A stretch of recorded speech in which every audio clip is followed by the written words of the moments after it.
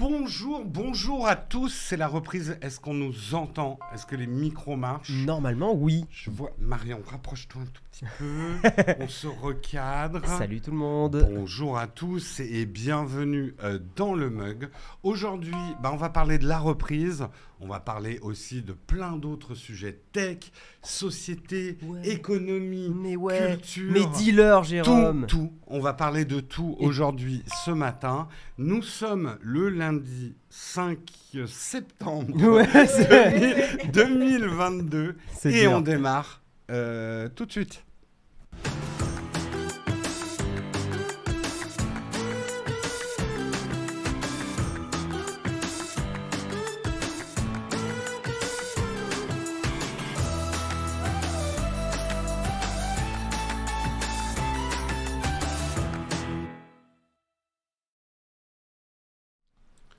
Bonjour à tous, bienvenue dans notre nouveau décor, bienvenue à tous, c'est la rentrée.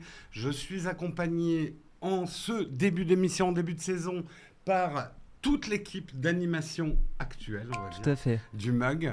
Vous avez aussi découvert Léo cet été, qui a fait ses premiers pas. D'une main de maître. D'une main de maître. Bien sûr. Des pas d'une main de maître. Oui. Il marche sur les mains en fait. C'est vrai. Ouais, il est incroyable.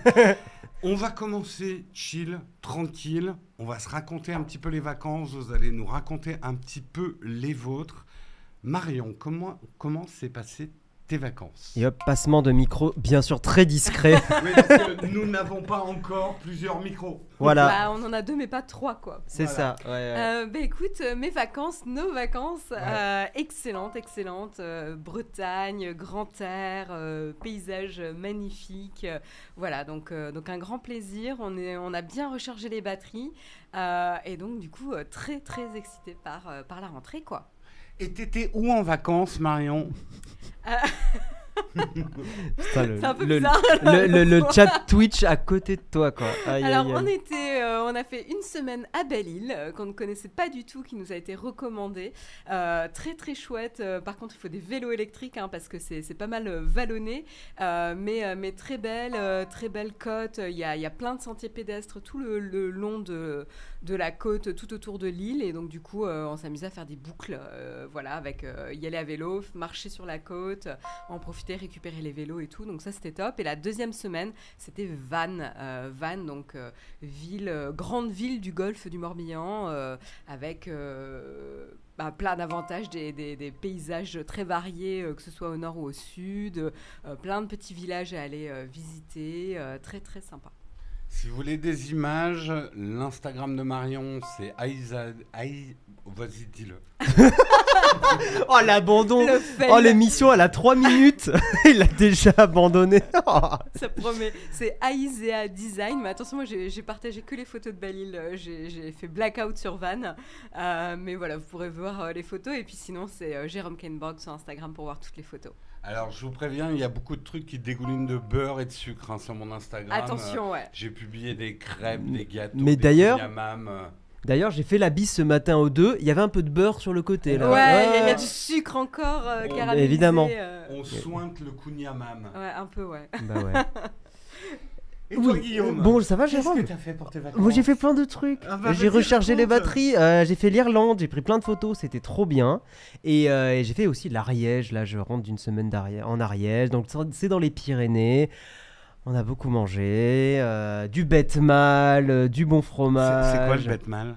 C'est un fromage excellent. Bien sûr, d'Ariège. Brebis, vache. Tu peux le faire à plusieurs types de lait. En fait, il faut trouver du lait, quoi. Bon, en fait, les Ariégeois, ils ont mélangé des trucs. Ils ont dit, ça marche. Ça marche. Non, c'était très cool. On s'est bien baladé. Il y a Jimmy qui nous a croisés à Le Palais. Au Palais de Belle-Île, c'est ça, Le Palais de Belle-Île. Eh ben, incroyable. Oui, quand on était à Le Palais. Jimmy Lafleur qui est là depuis très longtemps. Et bon, merci à tous les subs aussi. Train de live complètement atteint, 107%. Merci beaucoup. Petit truc pour l'oreillette. Il paraît que ton micro est réglé plus fort. Est-ce que l'oreillette peut nous dire s'il y a un problème de réglage des deux micros? Je pense que je parle plus près du micro. Oui, c'est possible. Je vous ai monté un peu. Ouais. Voilà. Donc ouais, non, l'Ariège très cool. J'ai bien rechargé les batteries, les petits barbecues, les copains, et puis voilà. C'est une chaîne tech ou c'est une chaîne Blablavac? Ben c'est les deux. C'est les deux. On démarre tranquille. Vous inquiétez pas, j'ai quelques sujets Tech, société, culture et économie. Waouh. Oh, il l'a préparé là. Non, mais j'en ai tellement marre qu'on nous dit c'est pas de la tech, maintenant on va tout faire. Exactement. Comme ça, on pourra pas nous dire qu'on est hors sujet. C'est juste Guillaume qui parle plus fort. Ouais, tu as travaillé ta voix dans les Pyrénées. Je parle juste plus près.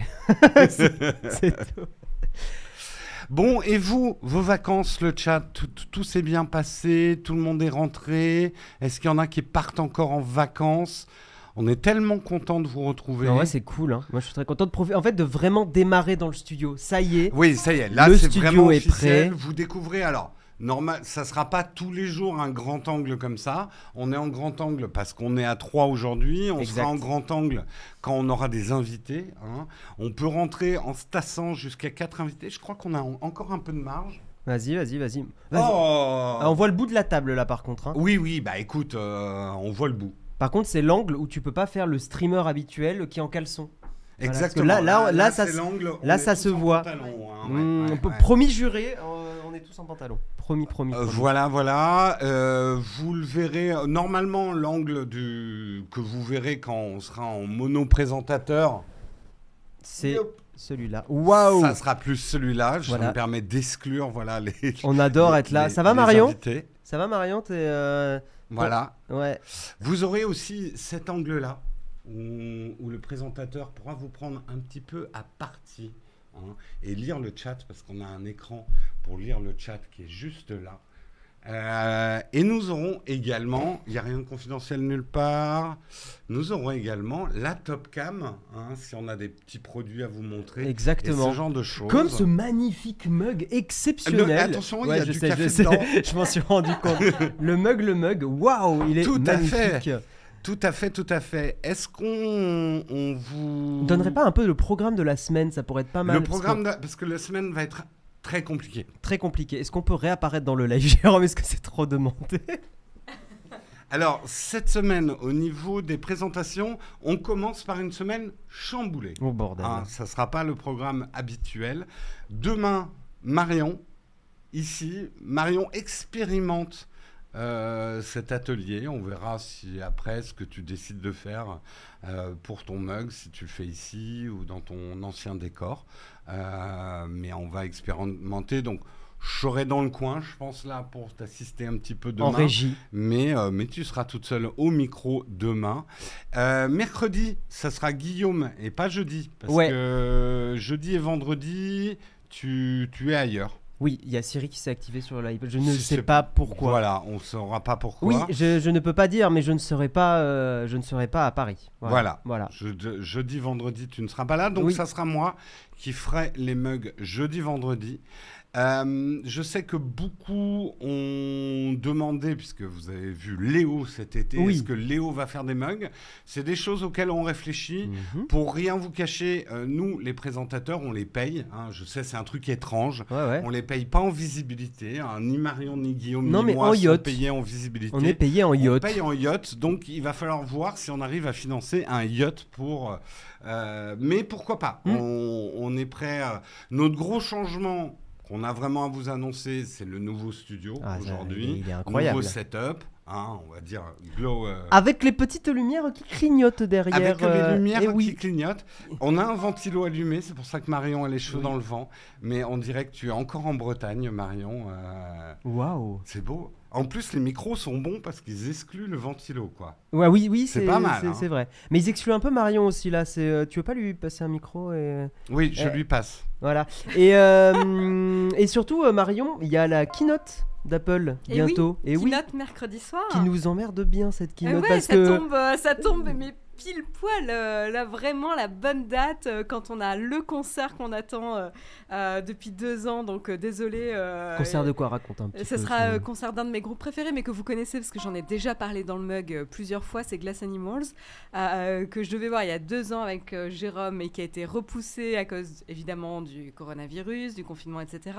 Qui a été repoussé, annulé, et qu'ils ont de nouveau placé maintenant, cette fois-ci, la semaine de la rentrée, qui tombe le soir, le fameux soir de la keynote. Mais du coup, je crois que t'as quand même, tu vas tenir le fort quand même, Guillaume. Et oui, je vais faire la keynote et avec un invité de marque. Et oui, ça va être Patrick Béja qui sera avec nous pour la keynote mercredi. Donc ça va être intéressant. Voilà, on va discuter, on va se régaler. Donc soyez présents. On va faire que le débrief de la keynote, on va pas suivre en direct parce qu'on n'a pas envie de se faire ban. Oui. Non, et puis ça va être beaucoup plus simple, et puis il faut que je prenne des notes pour demain et tout ça, enfin ouais, c'est un peu compliqué. Donc on va faire que le débrief, donc on vous retrouvera dès la fin de la keynote. Le live Twitch se lance, on fait nos petits réglages techniques avec Patrick et let's gang. Voilà. Donc voilà, le rendez-vous est pris pour l'after keynote, le débrief avec Guillaume et Patrick mercredi soir. Et puis vous aurez le récapitulatif pour ceux qui auront d'autres plans comme moi, par exemple. Le mercredi soir, vous pourrez retrouver le débrief avec Jérôme du coup dans le mug, comme tous les matins. Voilà. Voilou. Mais c'est vrai que cette keynote tombe pas au meilleur moment pour nous parce qu'on avait un peu prévu cette semaine pour se remettre dans le bain un peu tranquille. Apple ils sont à fond là pour la rentrée là. Ils démarrent très tôt là. C'est rarement aussi tôt. Hein. D'habitude c'est plus tard. Et c'est vrai que là elle nous picote un peu les fesses. Ça vous me permettez l'expression. Parce que même on avait 2 vidéos qu'on aurait aimé faire cette semaine. Ça va être, je dis rien, promis. Mais ça va être très compliqué d'assurer tout ce qu'on avait prévu. Donc on va essayer de faire le max. Voilà. Tim Cook, tu pètes les couilles. Ouais, exactement. Voilà. C'est le nouveau hashtag de ce matin. Tiens, je te passe un peu. Non, bah écoute, j'ai rien à dire. Est-ce qu'on remercierait pas un peu les subs et tout ça? Ouais, un grand merci. Beaucoup de subs ce matin. Un grand merci. Un grand merci aussi pour ceux qui ont continué à nous soutenir cet été. On sait on va être honnête, on n'a pas fait autant de live qu'on avait prévu. Il y a énormément de choses qu'on voulait faire cet été qu'on n'a pas pu faire. L'été a été plus compliqué comme d'habitude. Mais on a les lumières qui clignotent. Voilà, on a les lumières qui clignotent. Non, on a le nouveau studio. Ouais, ça va. C'est énorme quand même. Faut pas déconner. On précise aussi, parce que ça va être un petit changement sur la chaîne et sur les lives. Alors, le live que vous êtes en train de regarder reste gratuit. Tout à fait. Le replay du live restera gratuit, mais il sera un peu décalé dans sa version gratuite. C'est-à-dire que la version gratuite, vous l'aurez à 21h sur YouTube et en podcast. Donc ceux qui ont l'habitude de regarder le replay du mug, vous l'aurez le soir même, mais à 21h. Par contre, si vous êtes contributeur, que ça soit sur Patreon ou Twitch, que vous soyez Prime ou Sub, vous aurez le replay tout de suite après l'émission, mais ça sera sur le Discord. Donc il faut bien penser à vous mettre sur le Discord des contributeurs pour avoir le lien du live, pour pouvoir le regarder dès la fin du live, pour avoir le replay. Voilà un petit peu pour les changements. Petit point bronzage. Vous deux, vous êtes bien. Hein. Il fait beau en Bretagne. On a eu 3 gouttes en 15 jours. Et donc, du coup, comme on a fait beaucoup de vélo et de marche, on est bronzé. Donc, profitez-en. C'est la seule fois dans l'année où vous nous verrez bronzer. Il faut que je vous montre quelque chose, je crois, pour prouver le bronzage. Ah oui, il y a une preuve immédiate. Tu veux que je zoome? J'enlève mon Apple Watch. Et voilà, vous avez une Apple Watch transparente. Wow. Du plus bel effet. Mais tu as... Et un produit a leaké. Elle est incroyable. Il y a un produit qui a leaké de la keynote déjà. Voilà. C'est le nouveau bracelet transparent. Merci Flonflon pour le sub. Il faut qu'on vous remercie un peu tous là. Hein. Vous êtes énormément de gens à avoir sub. Peut-être en fin d'émission, on fera un... Non, Jérôme, qu'est-ce que t'en penses? On fera un remerciement de tous les subs. Eh ben, on va peut-être le faire. Non, on va le commencer un petit peu maintenant. On met Flonflon qui resuscribe. Oh là là. Il resuscribe. Oh, merci Flonflon, merci à toi. Bonne rentrée à toi aussi, même si t'as pas arrêté, toi, Flonflon. Il a ralenti un peu. Il a ralenti un petit peu. Tout à fait. Mais est-ce que c'est l'été ou est-ce que c'est une question d'âge? Est-ce qu'il a ralenti à cause de l'âge, Flonflon? Parce qu'il a combien? 77 ans? Oui. Et il ne les fait pas. La teinture est très réussie. Plus que la mienne. Ah ouais, bien sûr. Ça, c'est sûr. Évidemment. Merci Devoc. Je vous laisse en lire quelques-uns aussi. Un grand merci à Happy Fred, merci à toi et à Flo 645. Voilà, merci à vous évidemment. Technisavoir, content et qui célèbre le retour du mug. Nous aussi, on est vraiment ravis de vous retrouver. Guillaume. Oui, pardon, excuse-moi, j'ai pas le micro en face. Merci à Mathieu 404, Lulu Simpson 80, Big Fang 101, Chuckman 81. Heureux de vous retrouver, je vois pas trop avec l'écran. Joli vos studios en passant. Il y en a plein qui effectivement n'étaient pas au courant du studio pendant l'été. Oui, ils ont pas vu. Ouais. Et ils ont pas vu, hein, bien sûr. Xiriano 2AA, Swan 68, Psylob, Snowdown, la crème de la flemme qui est là depuis très longtemps. Hein. Psylob aussi, 20 mois. Bon merci à tous, on va pas pouvoir tous vous faire parce que vous êtes très il y en a eu beaucoup. Mais on en profite pour vous dire, c'est le September. Oui, c'est vrai. Qu'est-ce que le September ? Mais dis donc, mais qu'est-ce que c'est ? Eh bien, il y a au moins moins 20% sur les subs. En gros, si vous prenez beaucoup de subs, c'est moins 25 ou moins 30. Mais si vous prenez un sub en septembre pour aider les streamers et streameuses, c'est cool, ça vous fait un sub moins cher et ça vous permet effectivement de débloquer les avantages aussi contributeurs qu'on a sur Nowtech, le vide-grenier, les replays instantanés, etc. etc. Donc c'est l'occasion de tester quoi. C'est l'occasion de testouiller le truc. Hein. Moi, je pense que c'est pas mal. 6 mois de sub à 16 €. C'est vrai, ça fait 16 € 6 mois de sub, c'est plutôt cool. Si vous aimez une émission, c'est chouette. Il y a toujours le Prime aussi, hein, le Amazon Prime. Vous pouvez soutenir.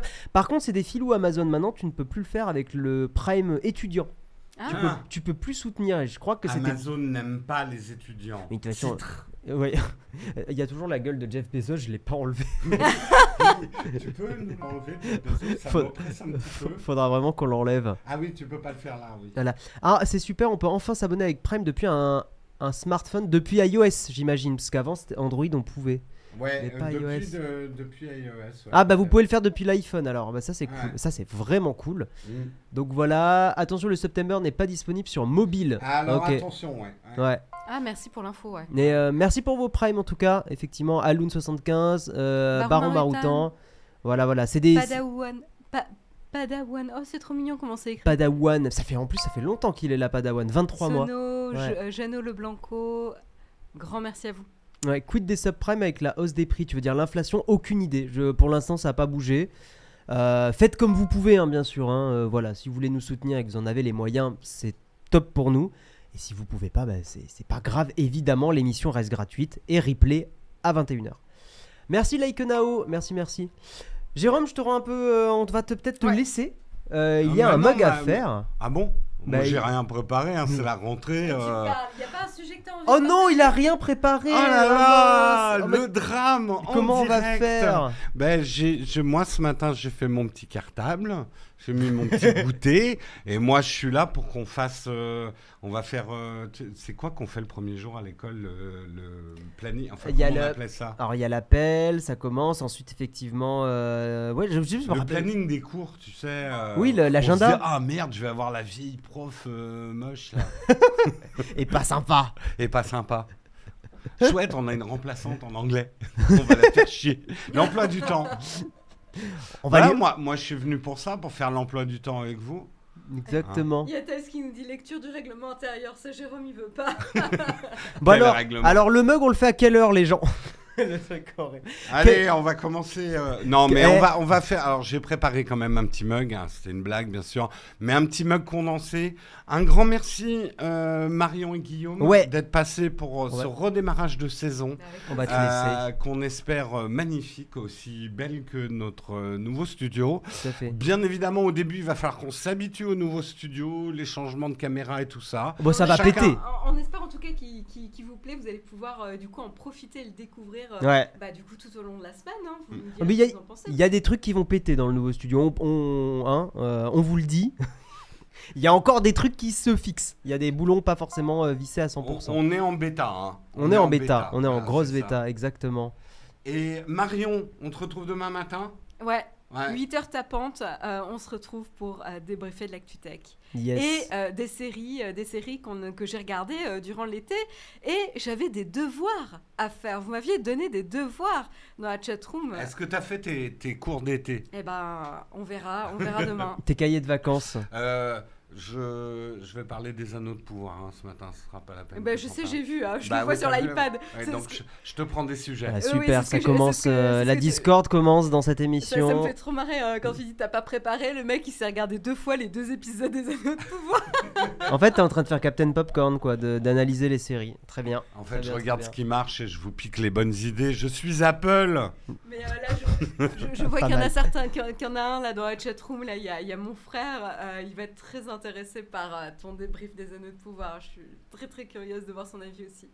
Oh, l'émission familiale là d'un coup. Ah ouais, ouais. Non mais c'est les gens du chat qu'il faut lire, pas ton frère Marion. Il est dans le chat. Il est dans le chat.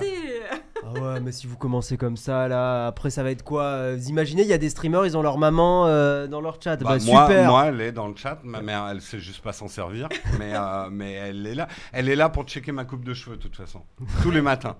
C'est une maman. C'est une maman. Merci à vous. Allez, on va Guillaume, on te retrouve mercredi. Demain, c'est Marion et on va attaquer un mug normal, tout seul. Je rezoome. Je coupe le micro de gauche. Ah bah bravo, tu coupes la gauche. Je coupe le micro du fesse. Allez, bon stream. Tiens, je vais éloigner un petit peu. Tiens, si tu peux me mettre juste celui-là de l'autre côté. Tu veux dire là? Ouais. Je te retrouve. Ouais, tu veux rester ici ou on se retrouve à Eugène? Ou mets-toi là-bas à côté. Ah oui, t'as pas les clés. Ok, bah mets-toi à côté. Exactement. Des bisous, l'embêtez pas trop et faites des subs. Voilà, oui, j'essaye de trouver mes marques. Alors, de quoi on va parler ce matin? Parce qu'il est 8h20 et nous n'avons toujours pas fait le kawa. Alors, je vais regarder si ça marche comme autrefois. Oui, ce matin, nous allons parler de l'USB 4 qui passe à la version 2.0, même câble, performance multipliée par 2. C'est un article de Presse Citron. Nous parlerons également de l'Apple Car et c'est un article de iPhone.fr. L'Apple Car intéresse déjà plus que les voitures de Tesla, si ce n'est pas du titre ça. Nous parlerons également du Japon avec le ministre du numérique qui promet de débarrasser le pays des disquettes. Oui, vous avez bien entendu, on va débarrasser le Japon des disquettes. Et pourquoi ils ont encore des disquettes? Et c'est un article de ZDNet que nous allons commenter ensemble. Nous parlerons ensuite, et c'est un article, et c'est rare qu'on ait des articles de chez eux, donc citons-les, Géo. Un vol retardé à cause d'une photographie intime envoyée via AirDrop. Effectivement, un certain nombre d'agressions, on va dire, via AirDrop. Ça peut paraître drôle comme titre, mais dans les faits, c'est pas si drôle que ça et c'est très condamnable. On en parlera justement. Et nous terminerons avec la tartine. La tartine, je vous l'ai spoilé. On va parler des Anneaux de pouvoir, le préquel du Seigneur des Anneaux. Les 2 premiers épisodes ont été lancés pour Amazon. On sent que Bezos était un peu nerveux quand même parce qu'il a claqué énormément d'argent. La série la plus chère de l'histoire des séries. Qu'est-ce que vous avez pensé de ces 2 premiers épisodes? On en parlera en fin d'émission. Voilà en tout cas pour le programme, j'espère qu'il vous va. J'en ai pas d'autres. Et on va lancer tout de suite le kawa.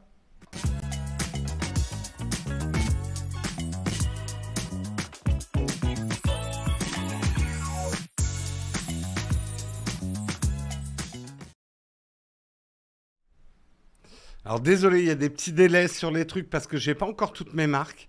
Un nouveau studio, c'est comme un nouveau slip. Il faut trouver sa place. Voilà, l'analogie, ça c'est fait. On va commencer, on va parler effectivement du premier article. Comme je vous le disais, un article de Presse Citron. Merde, je suis pas sur l'iPad. Ah voilà. Oh, il faut que je trouve les bons boutons. L'USB 4 passe à sa version 2.0. Même câble, performance multipliée par 2. Effectivement, aujourd'hui, la plupart des modèles de ce que vous avez, que ce soit périphérique ou ordinateur, n'intègrent pas encore cette USB 4.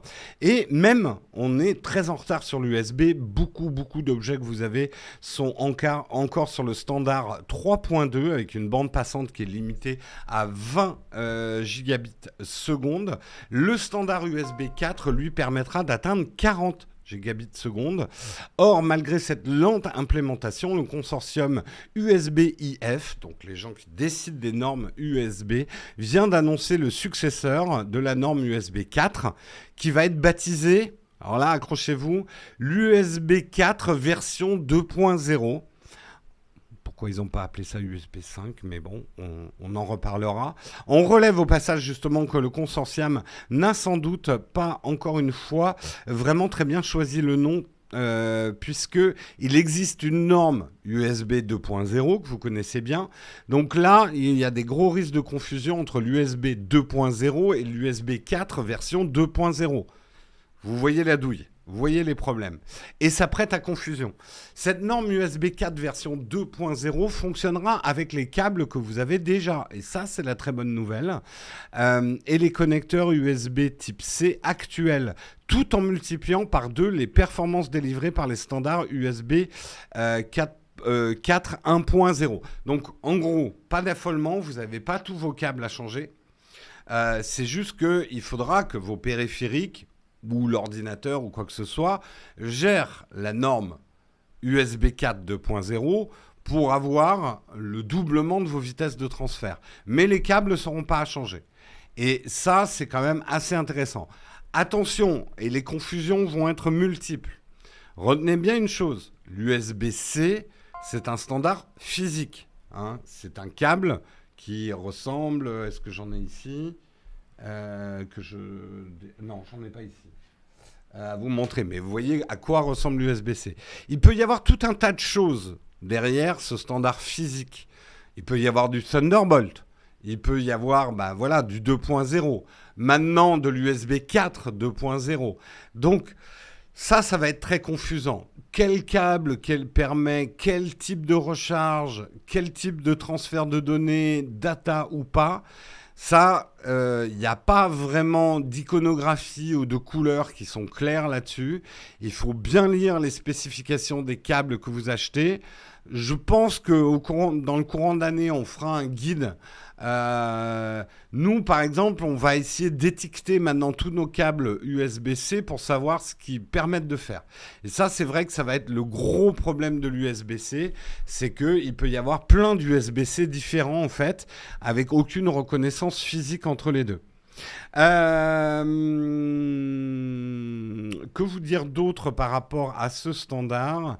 La plupart des accessoires USB type C disponibles en 2022 fonctionnent encore avec le protocole moins performant USB 3.2. Il faudra vraisemblablement patienter assez longtemps pour réellement faire l'expérience des avantages de cette nouvelle technologie. Alors, je vais lire un peu le chat pour voir vos réactions par rapport à cette nouvelle norme. Vous ne connaissez pas, je me rappelle la confusion à la sortie de l'USB-C avec l'USB 3. Je croyais que c'était la même chose. Oui, ça va être vraiment le problème. Hein. Un câble USB 4 2.0 en USB-A, a priori non. Ça sera centré sur le standard physique USB-C, Olivier. Ce qui m'énerve, c'est que d'un côté, l'Europe oblige Apple à faire passer l'iPhone en USB-C, alors que plein d'autres fabricants de produits tech en sont encore à l'USB-A, voire au micro-USB. C'est pas tout à fait vrai, Fabrice. D'abord, de plus en plus, tu as de l'USB-C partout. Parfois, effectivement, le chargeur en lui-même va avoir un côté USB-A. Là encore, il faut bien savoir de quoi on parle, les normes européennes. Bon, enfin bref, on y reviendra, mais... Oui, ils ont viré a priori les subs Twitch inclus dans la prime étudiant, Néo. Un signe distinctif, ça aurait été bien que l'industrie s'harmonise, et là, il y a vraiment un gros problème. Il n'y a aucune manière de vraiment reconnaître physiquement sur ton câble avec une icône. Alors le Thunderbolt, oui, mais l'iconographie qu'il y a autour des différentes normes USB-C n'est vraiment pas claire. Donc moi, mon conseil aujourd'hui, c'est les nouveaux câbles que vous allez acheter USB-C, mettez une étiquette dessus avec exactement de quoi ils sont capables. en transfert de data, en vitesse de transfert de data, en charge aussi, parce qu'il peut y avoir plusieurs charges différentes. Ça va être pénible. J'aimerais bien vous montrer. Nous, on s'est acheté une étiqueteuse, alors pas que pour ça, mais on a maintenant une étiqueteuse qui va nous permettre d'un petit peu tout étiqueter. Vous voyez, par exemple, on a étiqueté les culs de micro comme ça. Nous, ça nous permet d'étiqueter tous les câbles pour savoir où ils sont branchés et tout ça. Le nouveau studio, il y a beaucoup de câbles, je vous le cacherai pas. Donc cette fois, on a fait les choses proprement et ça fait partie du câble management. On a tout étiqueté pour savoir quel câble était capable de faire quoi. Et il est branché où? On a même un système de code couleur sur les différents tests de l'étiqueteuse sur la chaîne. Non, ça m'étonnerait qu'on fasse une vidéo dédiée sur une étiqueteuse. Je vais vous montrer laquelle on a. Si je la trouve. Où est-ce qu'on l'a mis?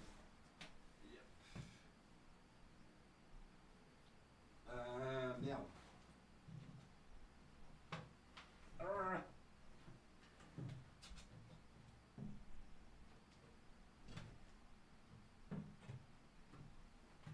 Où est-ce qu'on l'a mise? Je la trouve pas. Bon, je vous en parlerai une prochaine fois. Je sais pas où on l'a foutu. Je vous en parlerai une prochaine fois. Y a-t-il un soft pour tester et identifier les câbles? C'est un problème, justement, j'en ai parlé il n'y a pas longtemps avec Babosaur, si vous le connaissez, la grotte du barbu. Je lui ai demandé s'il existait un système pour tester tout sur un câble. A priori, non, parce que pour ce qui est le transfert de courant, ça, tu peux pas a priori, tu peux pas le mesurer de manière logicielle. Le data, il faut voir s'il y a des programmes qui permettent de... Mais c'est une question hyper intéressante. C'est une question, justement, avec Babosaur, pendant le déjeuner, on réfléchissait un peu à comment on pourrait justement... C'est normal que ma tête soit un peu coupée. Cette caméra est vraiment une caméra, on va dire, où je vais être proche de vous, puisque je lis le chat. On va voir, on fait des tests de cadrage et ce genre de choses pour cette deuxième caméra. On ne comprend pas grand-chose à la nomination de l'USB, j'imagine.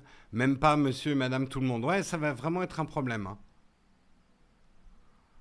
Oui, Linus, mais les câbles HDMI, c'est un petit peu plus simple parce que ça ne transporte pas a priori le courant.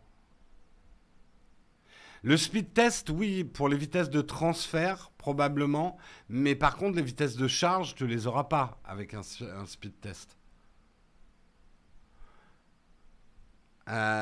Effectivement, je brille un peu. Il faudra peut-être qu'on se maquille avec notre nouvel éclairage. On verra ça dans le temps. On comprend d'ailleurs pourquoi les professionnels se maquillent. On va passer à l'article suivant. Je n'ai pas fait mon changement de caméra, je le fais. L'article suivant où on va parler de l'Apple Car. L'Apple Car qui intéresse déjà plus que les voitures de Tesla.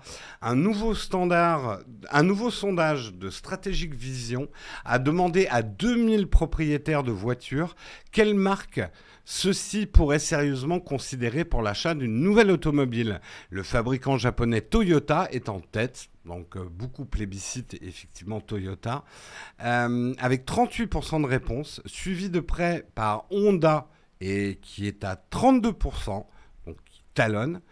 Et le troisième constructeur plébiscité, j'y arriverai, eh ben, à la grande surprise de tout le monde, c'est Apple. Et pourtant, Apple n'a toujours pas fait de voiture, mais il se place troisième au panel avec 26% d'intention d'achat.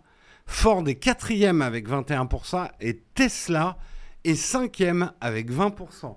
Donc comment ça se fait qu'une marque qui n'a pas sorti de voiture, qui on n'est même pas sûr en sortira une, eh ben, les propriétaires de voitures considèrent déjà l'achat d'une Apple Car. Pourtant, effectivement, Apple n'a jamais vraiment confirmé travailler sur un véhicule, mais de multiples brevets déposés aux États-Unis, des embauches de spécialistes ont trahi ses ambitions sur le passé. Pour le moment, il reste toutefois très difficile de savoir précisément quand sortirait un tel produit chez Apple. D'ailleurs, on remarque que la moitié des propriétaires de Tesla seraient prêts à investir dans l'Apple Car dès sa sortie, un public particulièrement concerné, puisque baignant déjà dans les interfaces intelligentes, il est possible de verrouiller les voitures d'Elon Musk en un clic depuis son iPhone. Où en est le projet Apple Car chez Apple? On a très très peu d'infos. On sait juste que récemment, ils ont viré des gens, où il y a des gens qui sont partis.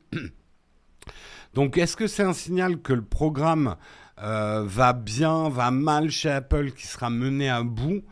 En fait, moi, j'ai l'impression qu'on sait de moins en moins de choses sur cet Apple Car. Moi, mon avis personnel... Et je vous demande de donner le vôtre effectivement dans le chat. Mais moi, mon avis personnel sur cet Apple Car, c'est que Apple ne va pas faire une voiture dans le sens où vous entendez, où vous l'entendez. Je ne pense pas qu'Apple sortira une voiture que vous pourrez acheter. Je pense que Apple ne travaille pas sur une voiture pour particulier. Apple travaille sur un système de transport. Je pense que ça sera des voitures autonomes et que ça sera un mélange entre un système de VTC et de voitures autonomes. Mais je ne pense pas que vous pourrez acheter une Apple Car. Je pense... Moi, c'est mon pronostic. On verra. Et ce n'est pas avant au moins une dizaine d'années. Allez, on va dire entre 5 et 10 ans.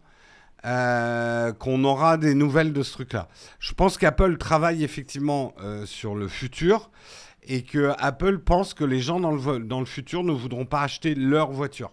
Ils voudront un système de transport pour des raisons d'écologie, pour des raisons économiques, et qu'il y a beaucoup plus d'argent, à mon avis, à se faire dans un système de transport que de vendre des véhicules à des particuliers. Il y a trop de boutons sur une voiture pour un produit Apple, ouais. Je pense que voilà, ça sera un système d'abonnement, ça sera un service Apple, l'Apple Car, plus qu'un véhicule que tu pourras t'acheter. Beaucoup de gens pensent à un véhicule de sport, de luxe Apple qu'on pourra s'acheter, que les riches et les influenceurs auront, mais personne d'autre. Je ne pense pas que c'est ce sur quoi bosse Apple. Apple veut tuer Uber. Pas impossible. N'oubliez pas, et surtout si vous avez regardé la série récemment sur Uber, Uber a triché avec Apple. On voit effectivement ce qui s'est passé entre Uber et Apple. Ça a été très tendu à une époque. Hein. Des VTC haut de gamme finalement. Haut de gamme, je suis même pas sûr. Vous êtes persuadé qu'Apple ne sait pas faire des produits, on va dire... la prestation sera probablement un peu haut de gamme, mais je pense que Apple réfléchit vraiment à un système de transport pour tout le monde, ouais. Mon pronostic, c'est que les gens embauchés dans l'automobile, c'est juste pour du CarPlay++. Peut-être dans un premier temps, Rikian. Peut-être.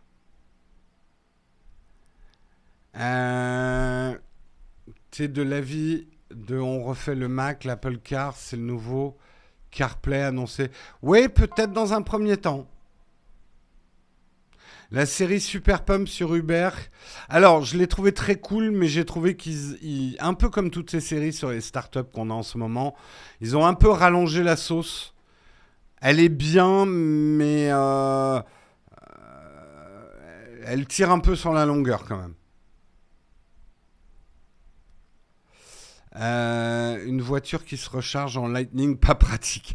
Pas mal vu, Bastille UI. Je pense qu'on parlera du Lightning dans une dizaine d'années, que les plus jeunes à ce moment-là diront « Oh là là, mais vous avez vécu à une époque complètement archaïque où il y avait 2 types de charges. » Et alors moi, vieux pépé, je dirais moi j'ai connu une époque où il n'y avait même pas de smartphone. Non, regarde, avec des grands yeux, mais comment tu faisais pour vivre, pépé ?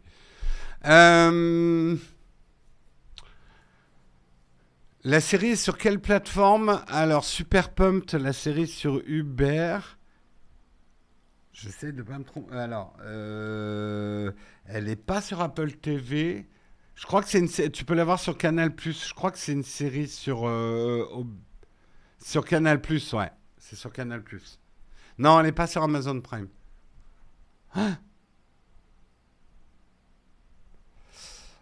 Oui, et voilà, c'était ce que je voulais dire. Moi, j'ai connu l'époque où t'achetais un smartphone ou même un portable, il avait une prise dédiée. Mais vraiment, et même chez un même constructeur, il arrivait que d'un modèle à l'autre, t'as une prise différente. C'était l'horreur. C'était l'horreur, c'était l'horreur. Voilà, on va passer à l'article suivant. L'article suivant, c'est sur le Japon.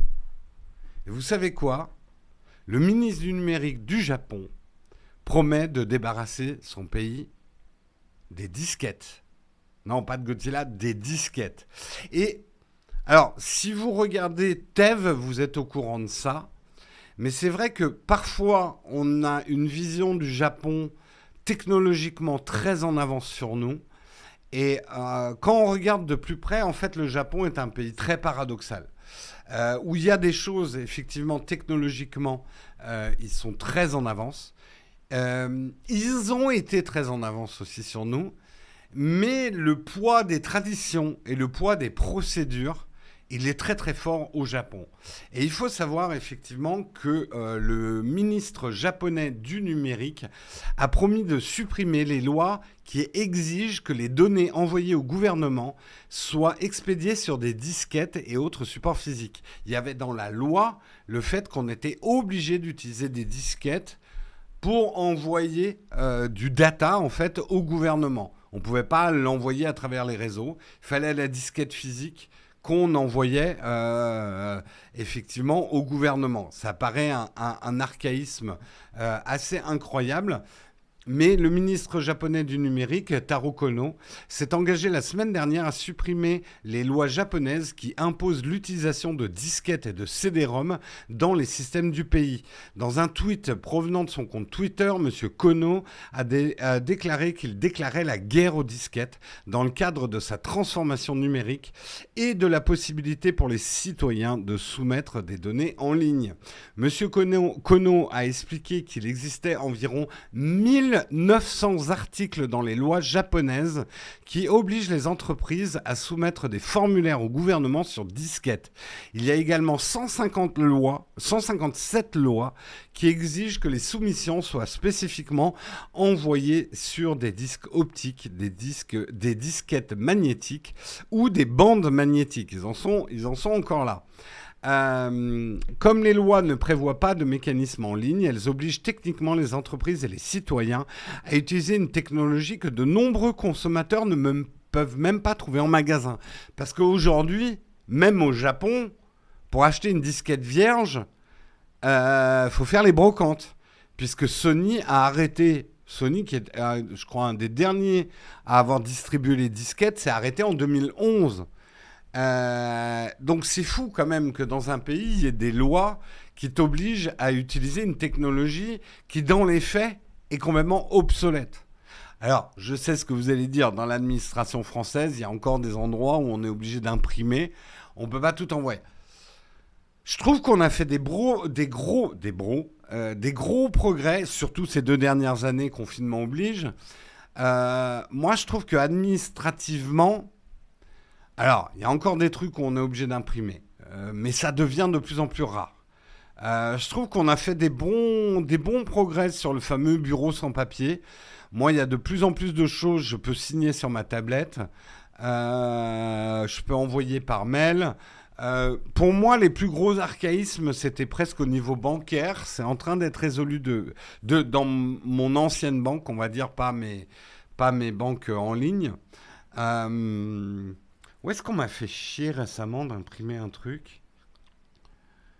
Ah, je sais plus.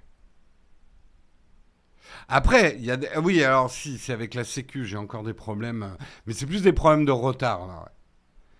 Il y a encore des boîtes FR qui utilisent des disquettes pour certaines machines. Oui, ne nous moquons pas trop. Effectivement, sachez par exemple que dans l'armée américaine, l'armée de l'air américaine n'a remplacé qu'en 2019 les disquettes pour la gestion de son arsenal nucléaire. Et le pire, ils utilisaient encore des floppy disks, c'est des disquettes souples. Ils les ont remplacés par des disques SSD. Il est probable que même dans... Alors, la disquette avait des avantages... Enfin, le truc, c'est que par exemple, votre arsenal nucléaire ou des données ultra sensibles, vous n'allez pas les mettre en ligne sur Internet. Hein. Donc après, il faut quand même aussi des procédures. Donc, je comprends presque plus chez les militaires qu'il y a encore des systèmes, on va dire, rustiques, au bon sens du terme, robustes, et qui ne transitent pas par des réseaux qui pourraient être piratés, qui a encore des systèmes un peu rustiques et éprouvés.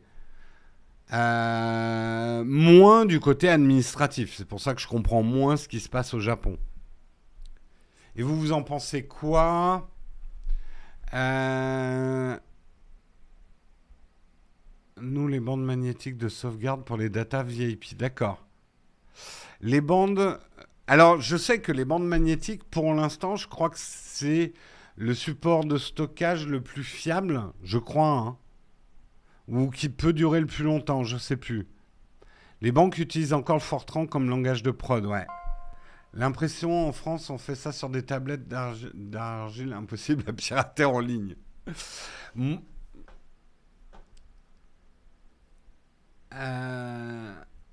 Ça doit avoir un rapport avec la population vieillissante. Je pense que, et ça, Tev vous l'expliquera bien mieux que moi, mais le Japon a un rapport aux traditions qui est lourd.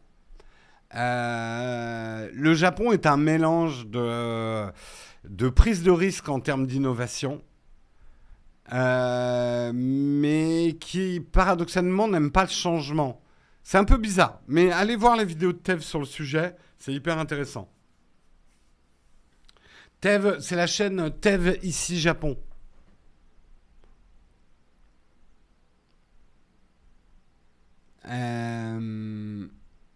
Les cassettes à bande restent le support le plus sûr sur la durée, ouais, tout à fait. Et c'est pas cher. Le truc chaud, c'est de payer les impôts en sac de sel. C'est la prochaine bataille. Et oui, la fameuse gabelle, hein, Olek. As-tu payé ta gabelle? Si orage magnétique, que va-t-il rester de notre civilisation? Je pense qu'on aura d'autres problèmes à résoudre que le fait qu'on ait perdu tous nos data. Entre modernité et tradition.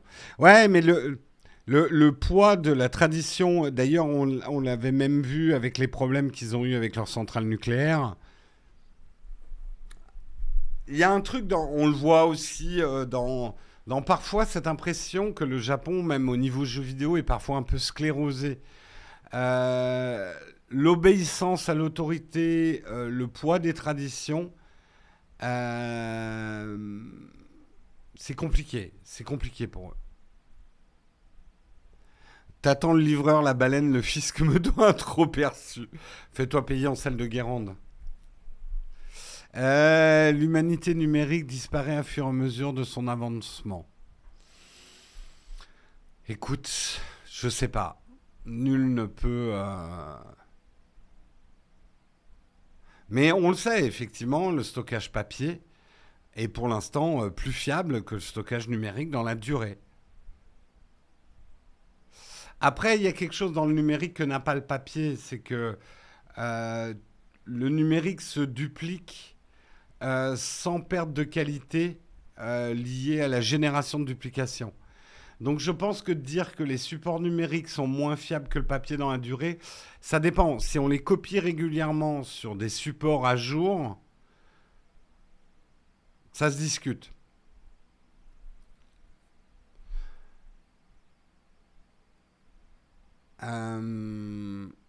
À savoir qu'au Japon, dans les vieilles entreprises, les employés sont obligés de rester au boulot tant que le directeur n'est pas parti, même s'ils n'ont rien à faire. Oui, ça c'est des archaïsmes. Moi, quand je reste au bureau, les gens qui travaillent pour Nowtech sont S'ils sont obligés de... Non, je rigole. Alors, vraiment, en plus, chez Nowtech, chacun fait ce qu'il veut au niveau des horaires. On est impitoyable sur les rendus et les heures de rendu. C'est-à-dire à partir du moment où ton boulot concerne quelqu'un d'autre dans l'équipe, il faut assurer. Mais alors la manière et là où tu le fais, on s'en tape complètement.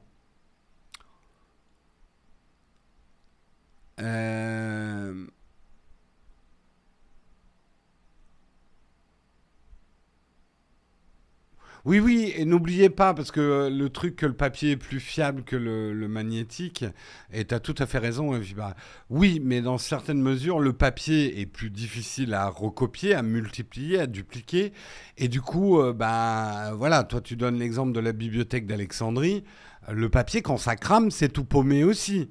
Les gens qui me disent « Ah oui, non, mais moi, je préfère avoir un ordinateur chez moi que de stocker dans le cloud », vous avez déjà eu une inondation chez vous ? Vous êtes sûr que vos disques durs, ils vont... C'est pour ça, en fait, le numérique... On ne peut pas vraiment comparer l'archive numérique et les archives physiques. Le numérique garde un avantage énorme, c'est sa duplication, en fait. Sans perte de génération en génération de duplication.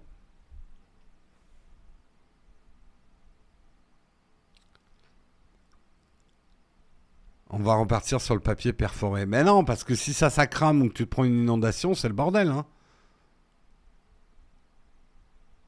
Voilà, voilà. Allez, on passe à l'article suivant. Nous passons à l'article suivant. L'article suivant qui est le dernier article de ce matin. Un mug un peu allégé pour pas terminer à 12h30. Le nouvel horaire. Là, Samuel est là. Non, on essaye de rester dans notre 1h30. On va essayer. Pas dit qu'on y arrive, Samuel, mais on va essayer. On va parler effectivement d'un vol retardé à cause d'une photographie intime envoyée via AirDrop. Ça a l'air drôle, c'est pas si drôle que ça, puisque effectivement, un pilote de ligne... Merde, j'ai perdu mon surlignage. Bon, il va falloir que je trouve les endroits à vous lire. Certains passagers d'un avion ont entendu « Attachez vos ceintures et arrêtez d'envoyer des photos intimes ». Cet étrange message du pilote a été adressé aux passagers d'un vol de Southwest Airlines qui partait de l'aéroport... Ah, ça y est, mon surlignage vient d'arriver. De l'aéroport William P. Hobby de Houston, aux États-Unis, qui devait rejoindre celui de Cabo San Lucas, au Mexique. En fait, qu'est-ce qui s'est passé avant le décollage ? Un petit malin s'amusait à envoyer une photo d'un homme nu via AirDrop. Je ne sais pas si... Alors, ceux qui n'ont pas iOS ne connaissent pas AirDrop. AirDrop, c'est un système absolument génial qui permet d'envoyer des documents, n'importe quoi, de votre iPhone à un autre iPhone. Il y a 3 niveaux de réglage de sécurité sur AirDrop. Il y a « Je ne veux pas recevoir de AirDrop ». Il y a « Ne recevoir des AirDrop que des gens que je connais ». Mais souvent, et ça c'est un des problèmes d'AirDrop, comme AirDrop, parfois, il ne marche pas du premier coup. Les gens ont tendance à essayer le réglage « Mon AirDrop est ouvert à tout le monde » et oublier d'enlever ce réglage-là. Et le problème, c'est que si vous laissez votre AirDrop ouvert à tout le monde, n'importe qui, dans un bus, dans un endroit public, on va dire dans un périmètre d'une 30aine de mètres, peut vous envoyer une image et là, vous avez vous ne recevez pas l'image directement, mais vous recevez une invitation. Un tel veut vous envoyer une image, est-ce que vous l'acceptez ou pas ? Et c'est là qu'il y a un problème, c'est que si vous mettez à l'accepter, on peut vous envoyer n'importe quoi. Et ça, des petits malins l'ont très très bien compris. Moi, ça m'est déjà arrivé parce que je suis le premier à avoir parfois mis des réglages AirDrop ouverts à tout le monde, d'oublier de remettre mon réglage de sécurité d'AirDrop. Et du coup, ça m'est arrivé 2 fois dans les bus à Paris de recevoir des invitations à AirDrop. Alors, moi, je connais, je fais gaffe, je refuse l'image, mais certaines personnes, soit parce qu'elles sont curieuses, soit parce qu'elles ne comprennent pas, vont accepter. Et d'ailleurs, ça a maintenant un terme, ça s'appelle le cyberflashing. Donc, des exhibitionnistes ou simplement des plaisantins vont s'amuser à envoyer des images à d'autres personnes. Alors, tant que c'est une image drôle, ça va. Quand ça commence à être des images porno, offensantes, agressantes, ça devient un délit. Puisque ça peut vous paraître anodin, mais ça ne l'est pas. Ça s'appelle une forme d'agression d'envoyer, par exemple, une dick pic non sollicitée. Attention, soyons précis, parce qu'à chaque fois, ça crée des discussions dans le chat. Tout le monde a le droit de s'envoyer des photos nues, et il n'y a rien de répréhensible. Si c'est votre trip dans votre couple, il n'y a aucun problème de vous envoyer des photos nues. Par contre, c'est un problème quand vous envoyez des photos de nus ou que vous partagez des photos de nus d'une manière non sollicitée. C'est là où est le problème. Donc les gens pour qui les gens n'ont qu'à pas ouvrir les images ou pas envoyer des photos nues, vous êtes à côté du débat. Encore une fois, vous blâmez les victimes et vous excusez les coupables. Les gens sont bêtes. Donc c'est eux qui sont victimes, enfin les victimes sont coupables.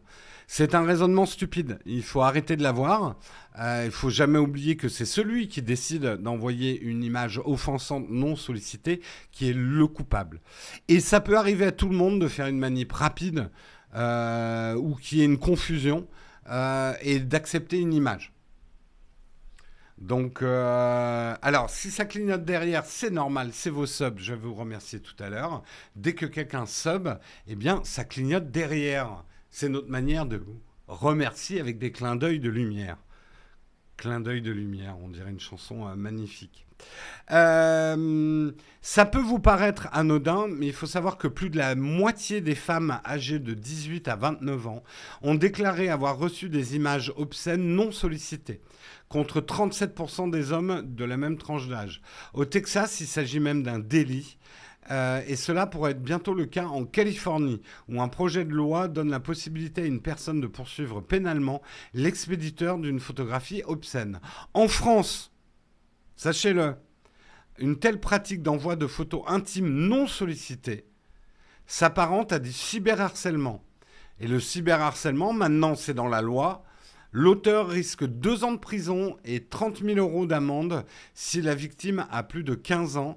Et la peine passe à 3 ans de prison, à 45 000 € d'amende si elle est plus jeune. Donc, si ça vous amuse d'envoyer une photo offensante sur un airdrop, faites gaffe. Parce que si effectivement il y a des mineurs dans le bus où vous le faites ou dans l'endroit public où vous le faites, là vous risquez très gros si on vous retrouve. Donc, on peut retrouver l'auteur d'un airdrop. Oui, oui, oui. Je pense que oui. Pas toi directement, mais d'abord, en fait, tu vois le nom quand même de la personne. Alors, bien sûr, elle ne va pas mettre son vrai nom.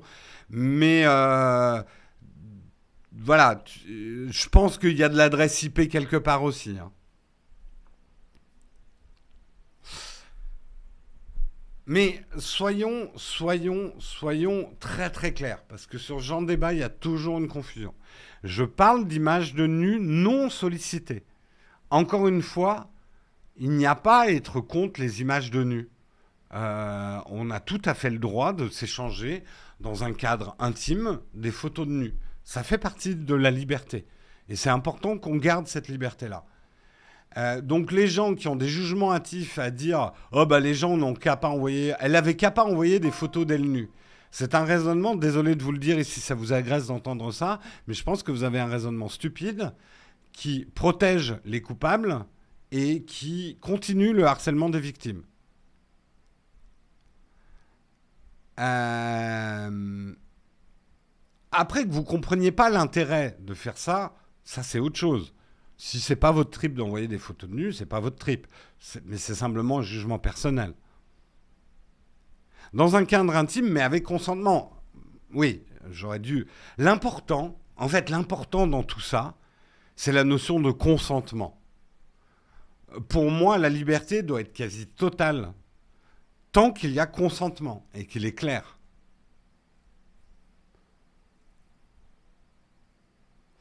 Le problème, c'est que je suis certain que la police va jamais déclencher les experts Miami si on pose une photo non sollicitée. Après, le problème, Mais ça ne doit pas nous empêcher d'essayer d'avoir des lois, même si la difficulté de l'application des lois complique les choses.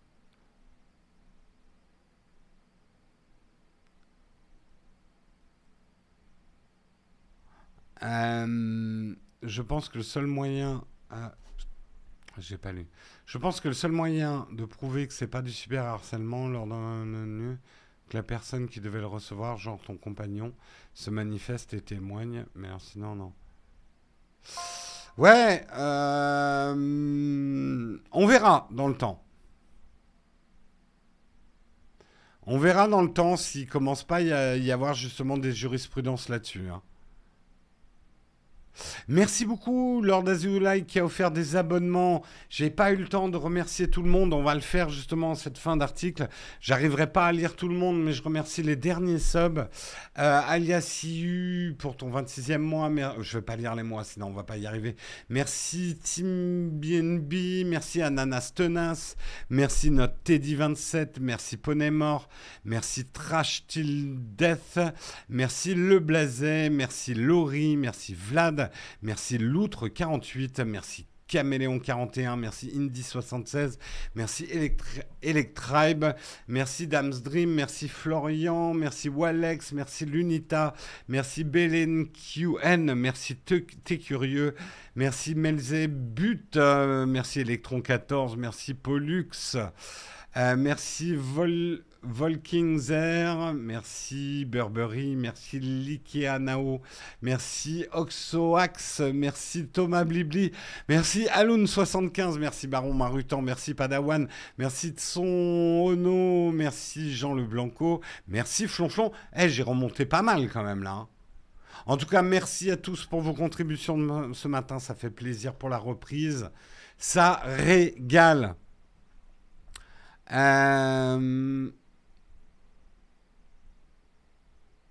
Merci. Justement, je le dis avant qu'on passe. Là, pour l'instant, on n'a pas de sponsor, donc ça me permet de parler un petit peu du changement qu'il va y avoir. Je le reprécise notamment pour ceux qui arrivent. On en reparlera dans la semaine. On va prendre le temps d'expliquer tout ça. Mais l'émission reste gratuite. Quand vous regarderez le live sur Twitch, c'est gratuit. Le replay reste gratuit, mais il y aura un délai supplémentaire. C'est-à-dire que vous aurez accès au replay gratuit, que ça soit en podcast ou sur YouTube, à partir de 21h, le même jour où le live a été fait le matin. Par contre, le replay immédiatement disponible sera réservé aux contributeurs. Et vous aurez soit la possibilité de le regarder sur Twitch si vous êtes contributeur, soit vous aurez, si vous êtes sur Patreon, vous retrouverez le lien de ce replay sur le Discord. Donc ça va être très important que vous vous inscriviez sur ce Discord réservé aux contributeurs. Voilà, voilà. Et je vous rappelle aussi qu'il y a des réductions actuellement sur les subs. Je regarde la mauvaise cam. J'ai oublié de changer ma cam. Il faut qu'on s'habitue à ça. On n'a pas de loupiote sur les cams. Mais il va falloir effectivement qu'on s'habitue à tout ça. C'est pas si facile de jouer avec 2 cams. Et en plus, au début, je voulais qu'on joue avec 3 cams. On attendra pour les 3 cams. Disons que comme on n'a pas de régie pour gérer les cams, c'est un exercice mental. Est-ce que vous avez des questions justement sur ce changement au niveau des replays? N'hésitez pas à demander avant qu'on passe à la tartine.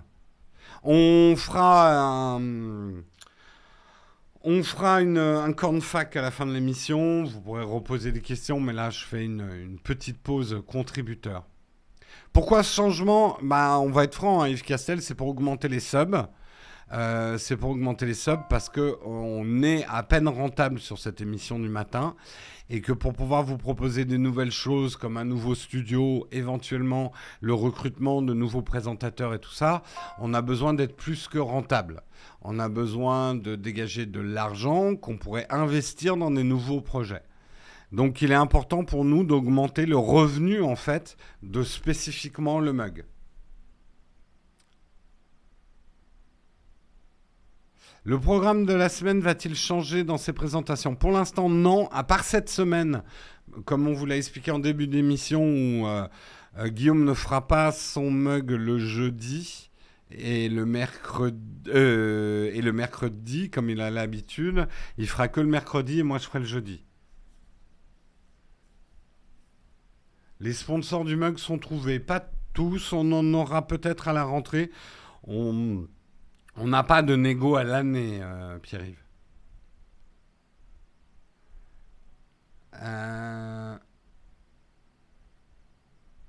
Guillaume avait parlé du changement de cam automatique. C'est pas un système qui marcherait très bien pour ce qu'on fait de nous. Et je trouve pas que... Enfin, ça marche pour Micode, mais parce qu'il regarde pas les caméras aussi. Léo viendra-t-il présenter le mug? Peut-être, mais pour l'instant, on n'a pas de quoi le payer. Merci beaucoup, FX in the Mix. Merci Télévore. Merci Guillaume80. Merci Robert Zniek 21. Merci Montana8034. Merci Lord As You Like. Merci au dernier sub. Léo travaille chez nous et il a présenté 2 ou 3 mugs cet été, les mugs de l'été. Non, personne ne travaille gratuitement chez nous, Yves Castel. On est un peu vieillot là-dessus, mais on essaye de payer les gens qui travaillent en fait. C'est pas simple. Je vous garantis que c'est pas simple, mais on essaye de payer les gens pour leur travail.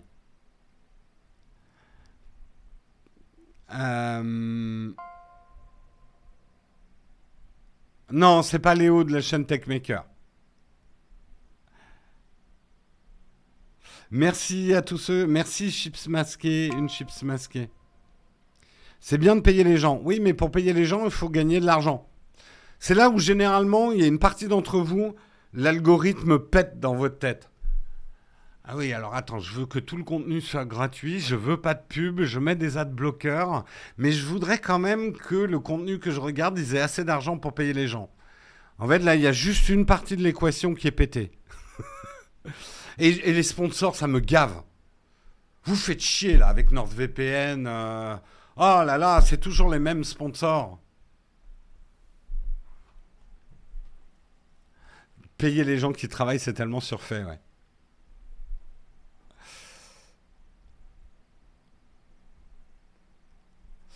Si Léo présente le mug, il prendra la place de quelqu'un, donc sa rémunération pour le genre comme ça. Merci de t'occuper de notre comptabilité, Evie Barrel. Non, je te taquine un peu. Le truc c'est que c'est moi qui présente aujourd'hui 3 fois dans la semaine le mug. Et moi, je me paye quand je peux me payer, parce que je suis le dirigeant de l'entreprise. Grosso merdo, il y a des fois où je ne peux pas me payer. Donc, c'est plus simple. Hors de question de ne pas payer Marion, Guillaume ou Léo quand ils présentent. Donc c'est une souplesse qu'on avait qu'on n'aura pas.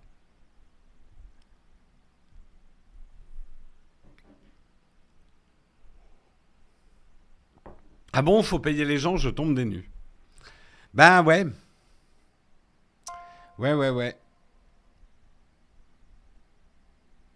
Non, après, le graphique, soyons clairs là-dessus. On y reviendra, si vous voulez, après dans les camps de fac. Mais je ne m'érige pas en martyr quand je dis je me paye quand je peux. Ou genre, le patron, je me paye qu'1 euro.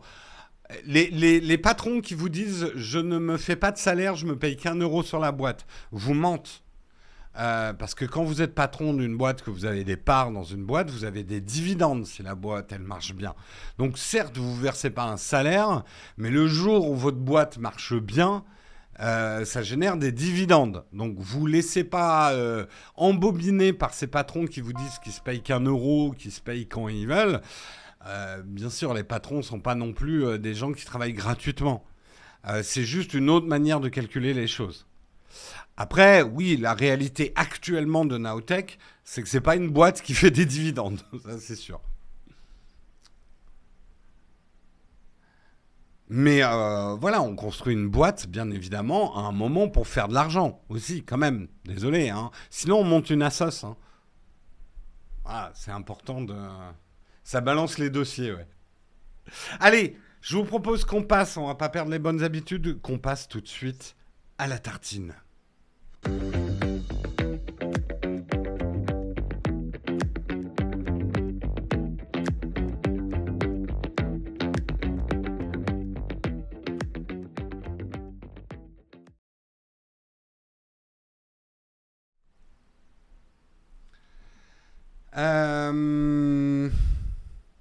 Il paye des je me paye pas. Quand j'entends ça, je demande direct comment tu tiens plus d'1 mois. Bah tu sais, alors si c'est ta question, Wendigo, moi j'ai tenu pendant 4 ans avec mon épargne. Simplement, voilà, j'ai pas acheté une maison, une voiture ou voilà, j'ai cassé mon cochon. Quand tu montes une entreprise, il faut être capable aussi d'investir avant de gagner de l'argent. Donc ça fait partie du plan d'investissement, on va dire.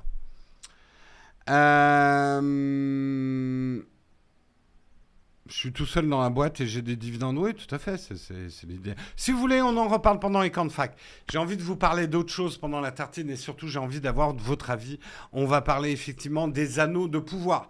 On va pas faire de spoil du tout. J'ai checké, on va pas faire ni la bande-annonce, il n'y a pas de spoil. On va juste parler des anneaux de pouvoir et je vous demande d'être discipliné dans le chat. Ne spoilez pas, même quand vous donnez votre avis. Essayez de ne pas spoiler pour ceux qui n'ont pas vu la série. Mais on va parler des anneaux de pouvoir, le préquel du Seigneur des Anneaux, qui a réalisé actuellement le meilleur lancement de série pour Amazon Prime Video. Une série à très gros budget, le Seigneur des Anneaux, les anneaux de pouvoir, qui sera diffusée jusqu'au 14 octobre et crucial pour Amazon, qui veut exister dans un paysage ultra concurrentiel du streaming. Le groupe Amazon a annoncé samedi 3 septembre que la série à gros budget, Le Seigneur des Anneaux, les Anneaux de pouvoir, basée sur les œuvres de J.R.R. Tolkien, avait réalisé la veille 2 septembre le meilleur lancement de l'histoire de la plateforme de streaming Prime Video. Le Seigneur des Anneaux, les Anneaux de pouvoir, a attiré plus de 25 millions de téléspectateurs. Ouais, de gens qui regardent du stream, pas des téléspectateurs. Dans le monde, le premier jour, vendredi, battant tous les records précédents, marquant ainsi une grande première dans l'histoire de Prime Video, a affirmé dans son communiqué le groupe Amazon qui a diffusé les 2 premiers épisodes. Avec cette production phare, Prime Video compte défier HBO et son préquel de la série culte Game of Thrones House of Dragons, dont la diffusion a commencé le 21 août. HBO avait assuré qu'il s'agissait bien de son meilleur lancement, avec près de 10 millions de téléspectateurs. Donc, House of Dragon, lancé le 25 août, 10 millions de visionneurs, 25 millions pour les Anneaux de pouvoir. Donc, 1 point pour Prime, pour Amazon. La série qui sera diffusée jusqu'au 14 octobre avec Russell, qui peut... oui, ça j'ai déjà dit. Mais vous avez recopié votre paragraphe. Cette série est très importante pour Amazon. Amazon a déboursé 250 millions de dollars pour acheter les droits de J.R.R. Tolkien. Et 465 millions de dollars ont été consacrés à la seule première saison. C'est la série la plus chère de l'histoire des séries. Le groupe s'étant engagé sur 5 saisons, la somme finale devrait dépasser de loin le milliard de dollars. Alors, je vais vous donner tout de suite mon avis sur la série. On a vu les 2 premiers épisodes quand on était en vacances. J'ai même re-regardé le premier épisode en rentrant hier sur grand écran avec Dolby Surround. Moi, personnellement, d'abord, l'argent investi, on le sent. Je vais essayer d'aller vite pour vous laisser vous exprimer. Oh, Pépé Garcia est là. Coucou Pépé, j'espère que ça va. T'es à l'IFA ou t'es rentré? Qu'est-ce que j'étais en train de dire? Oui, je trouve personnellement, en tout cas à la vue de ces 2 premiers épisodes, pour moi, c'est mieux que House of Dragon. House of Dragon, j'ai trouvé ça cool, j'ai moins accroché, je suis plutôt emballé, et Dieu sait si j'avais peur qu'elle soit ratée, hein, cette série.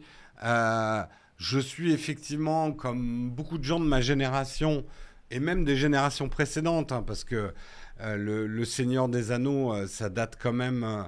on va dire que la grosse mode mainstream du Seigneur des Anneaux, même si ça a été écrit bien avant, mais la grosse mode, ça a commencé dans les années 60, les premiers teenagers qui lisaient le Seigneur des Anneaux.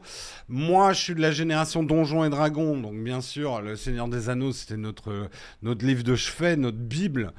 C'est quand même le bouquin qui a écrit, on va dire, l'univers de l'heroic fantasy adulte. La référence, c'est Tolkien.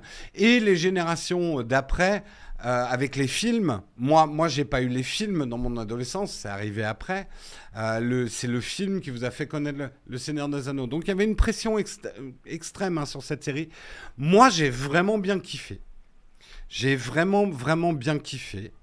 J'ai vraiment envie de voir le 3e épisode. Je sais que la série a beaucoup fait réagir certains groupes de pensée auxquels je n'adhère pas. Effectivement, il y a toute une frange anti-vax, anti-tout, j'ai envie de dire, qui trouve que des elfes noirs, des héros féminins, ça va être quoi bientôt, des elfes qui s'embrassent entre eux, en ont fait leur cheval de bataille. Ils ont fait descendre les scores de la série un peu partout. C'est-à-dire que voilà, dans leur protestantisme et leur militantisme, ils se sont unis à mettre des mauvaises notes un petit peu de partout.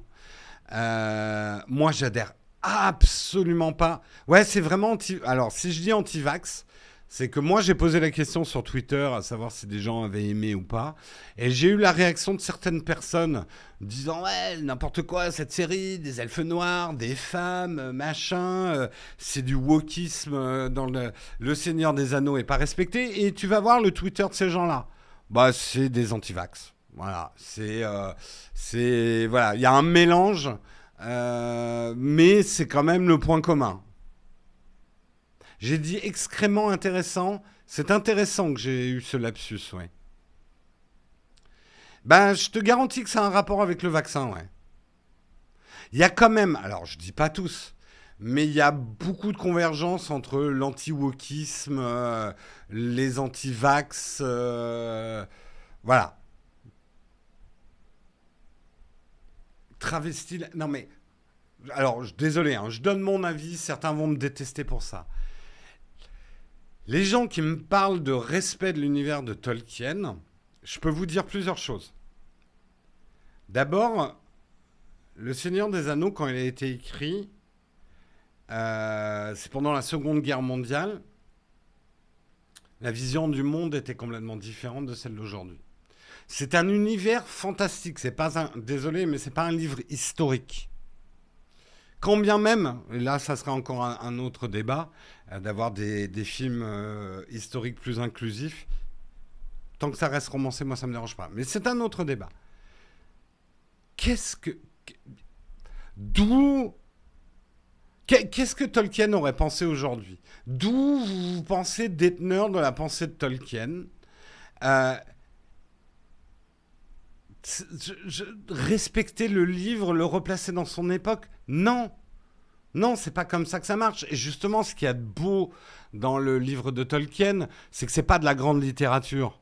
Mais c'est un univers incroyable dans lequel tout le monde s'est projeté. Et c'est ça qui est hyper intéressant, c'est que les sociétés se projettent aussi. Donc, de dire Tolkien n'a jamais écrit qu'il y avait des elfes noirs, donc on n'a pas le droit de mettre des elfes noirs ou asiatiques ou quoi que ce soit. désolé, hein, je vous le dis brutalement, mais je trouve que c'est d'une débilité sans nom. C'est chercher la cohérence dans de l'heroic fantasy. J'ai vu aussi le débat de l'héroïne féminine elfe quand elle fait son, je spoil pas, mais à un moment elle tue un monstre, elle prend appui sur l'épée, ce qui n'est absolument pas possible physiquement. Sérieux les gars, est-ce que vous avez dit la même chose quand Legolas il fait du surf sur un bouclier ou qu'il est scotché avec ses pieds glus sur l'olifant là? C'est de l'heroic fantasy, c'est comme chercher des explications physiques dans Star Wars, quoi.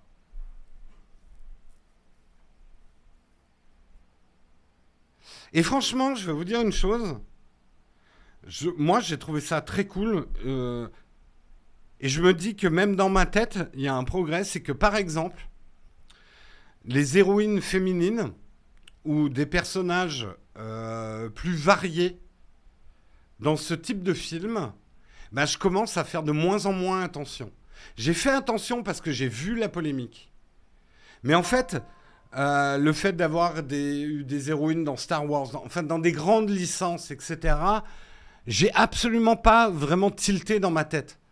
C'est pas, j'ai pas eu l'effet des premières héroïnes heroic fantasy parce que c'était nouveau. Donc ça commence à devenir normal. Et pour moi, c'est un super progrès. En fait, la diversité, le but de la diversité, c'est que tout ça devienne normal et qu'on fasse pas attention. Et tant qu'il y a des gens qui feront attention à ça, on aura un problème en fait. Moi, c'est comme ça que je vois les choses. Bon, sur ce, comme je vous l'ai dit, hein, la tech, la culture, etc., on peut arriver effectivement à des trucs de société. Et oui, je donne mon avis. Ça a pas mal rallié avec Doctor Who quand le docteur est devenu femme. Ouais, mais je pense que le but final, et c'est ça qui est important, c'est qu'on fasse même plus attention à ça. Moi, franchement, par exemple, sur la variété, et les Anglais mettent effectivement beaucoup d'acteurs variés. Là, on est en train de regarder Sandman en ce moment, etc. En fait, je trouve, et c'est ça qu'il y a de bien, c'est qu'on fait de moins en moins attention à ça.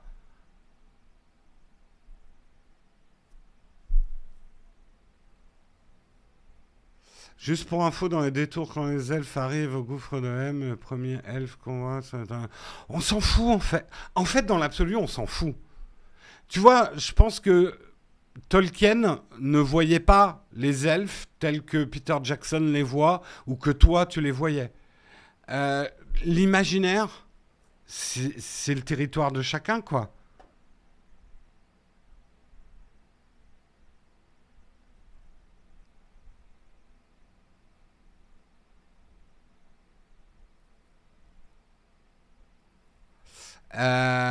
Ton avis sur la game inclusive de Logitech, c'est quoi? Ah, c'est pas l'histoire qu'ils ont sorti. Bah,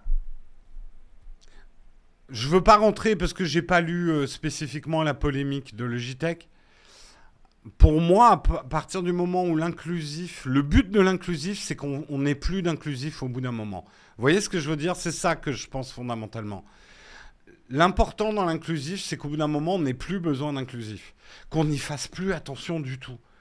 Que justement, ça fasse réagir personne. C'est ça le but.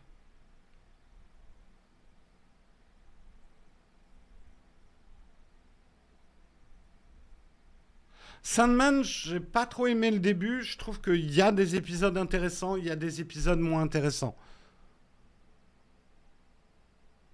Mais vraiment, en tout cas, c'est mon opinion. Hein, vous avez le droit de ne pas la partager. Et c'est tout. Mais voilà, l'inclusivité ne doit être qu'un passage temporaire de notre civilisation. Et on n'en aura plus besoin quand on fera plus attention aux problèmes, à ces problèmes-là.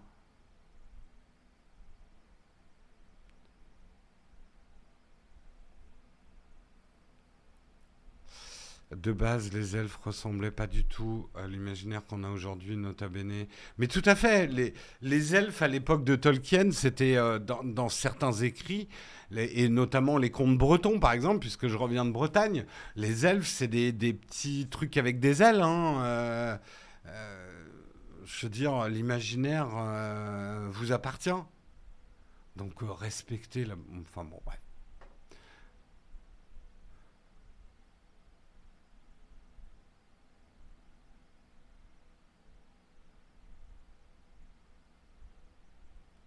Et si à la fin c'est une trahison, elle vient des ayants droit. Mais trahison, oh là là. Ouais.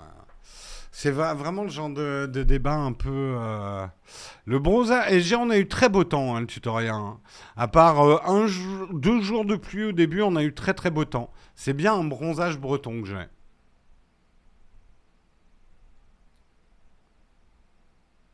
Tu veux dire que les elfes, c'est Tinkerbell? Tout à fait, dans certains écrits, oui. Et à ce moment-là, je suis certain qu'à l'époque où Tolkien a sorti son Seigneur des Anneaux, il y a des conteurs bretons qui ont dû dire « Mais c'est qui ce jeune connard là qui respecte pas les elfes? C'est pas du tout des trucs comme ça. C'est n'importe quoi. Hein, c'était mieux avant. »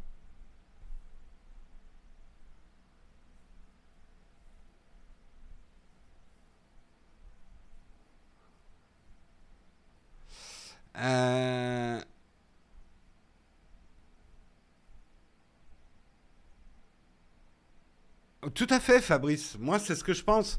Nous, on remarque encore ce genre de choses. Mais le but de mettre notamment des acteurs plus variés, que ce soit en sexe ou en couleur dans les séries, c'est que nos petits-enfants, nos arrière-petits-enfants, fassent même plus attention à ça. En tout cas, comme critère de jugement. Je ne suis pas en train de dire que c'est la négation des différences, mais que les différences des individus ne soient pas liées à leur sexe ou à leur couleur, mais simplement à leur différence individuelle de caractère, de personnalité. Et que nos petits arrière-petits-enfants fassent plus attention à ça que des distinctions qui sont complètement débiles.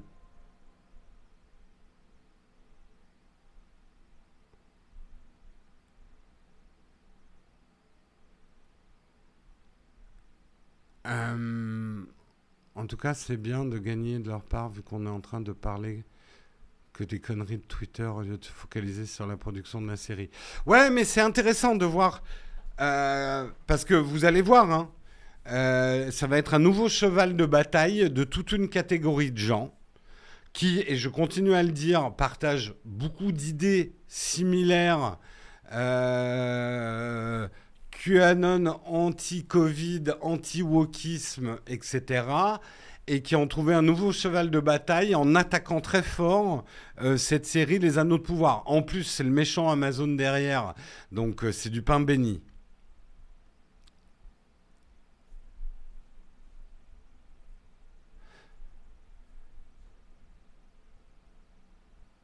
Le seul truc qui m'a choqué dans la série, c'est la propreté des armures.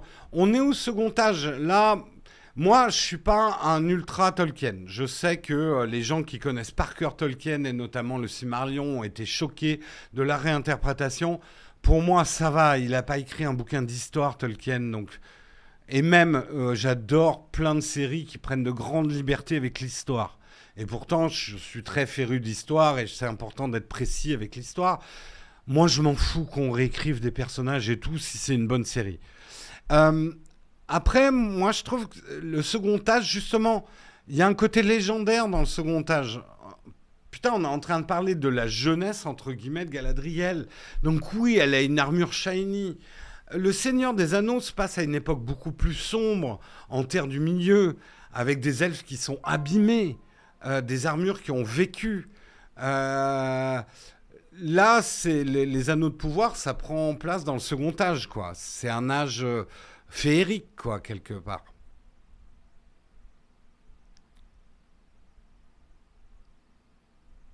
Pas regarder la VF. Merci du conseil. Effectivement, moi, j'ai regardé en VOST.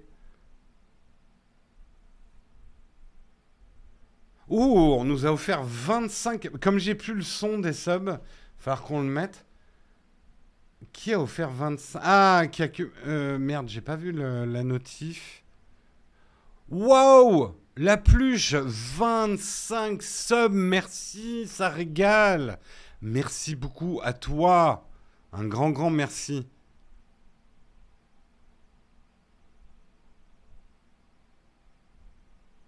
Ouais, le Silmarillion, pour l'avoir lu dans ma jeunesse, c'est costaud. Hein. Et franchement, regardez l'histoire, la vraie. Regardez les problèmes que peuvent générer l'interprétation d'un livre. Et je parle là des religions du livre. Regardez les problèmes catholiques, protestants, juifs, musulmans, qui sont des religions du livre, issues d'un même bouquin, et les interprétations derrière. Est-ce que ça vaut le coup de faire des guerres de religion ?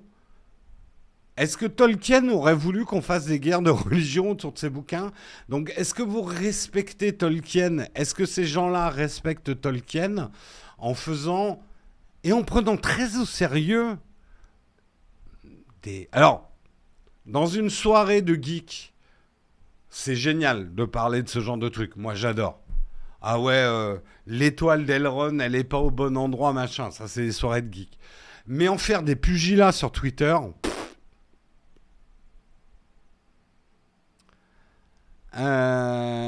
Elfes et mythologie appartiennent au domaine public. Tolkien, oui, tout à fait. Ouais.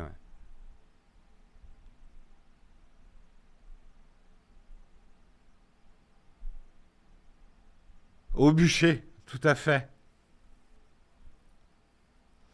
Non, c'est pas demain l'Apple Event. Il y a une erreur dans le tweet qui a été fait. Il y a 2 erreurs. On va passer au camp de fac et je vais vous répondre. Il est 9h30. On va faire quand même un petit camp de fac. Vous avez peut-être probablement pas mal de questions après les vacances. On reparlera peut-être des anneaux de pouvoir. On va passer tout de suite au camp de fac.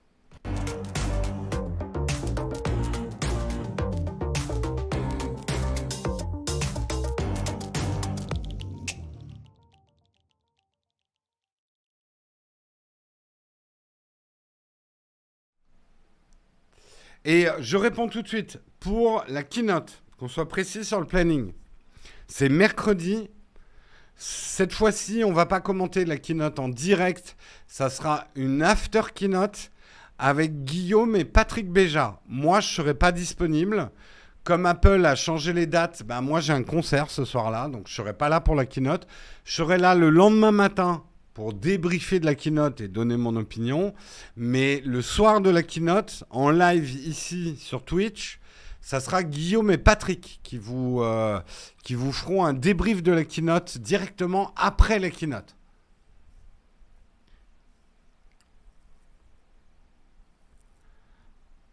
Donc, si vous avez des questions sur cette keynote, on va voir Glass Animal. On a le ticket depuis 2 ans. Avec les différents confinements et tout ça. Donc, c'est pas un concert que j'annulerai pour une keynote Apple. As-tu suivi la levée de bouclier contre la fée bleue du Pinocchio Disney+? Non, parce que ça me saoule, ces trucs-là, maintenant. Quelqu'un connaît la date de déploiement d'iOS 16 en version publique? Ça devrait arriver septembre-octobre.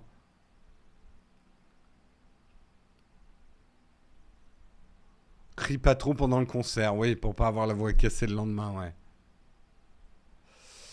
Qui est Patrick Béja? C'est un présentateur de podcast, le Rendez-vous Tech, que normalement d'ailleurs j'enregistre avec lui demain.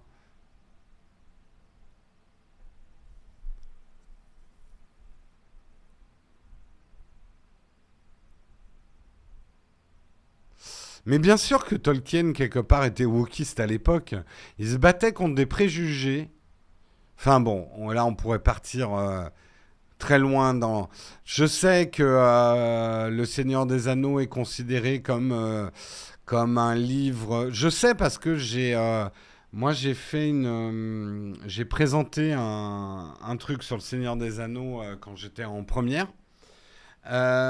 Oui, il y a, et on peut tout à fait, en extirpant certaines choses du Seigneur des Anneaux, y voir une apologie du nazisme.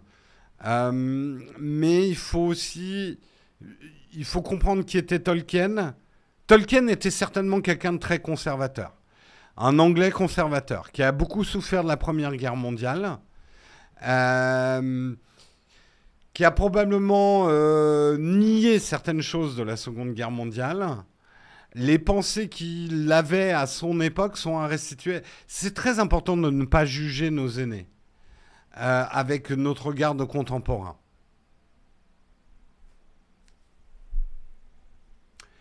Tu feras le Z-Event cette année? Non, on n'est pas invité au Z-Event. Ça aurait été avec plaisir, mais on n'est pas invité au Z-Event. Après, est-ce que je le regarderai? On verra, si j'ai le temps.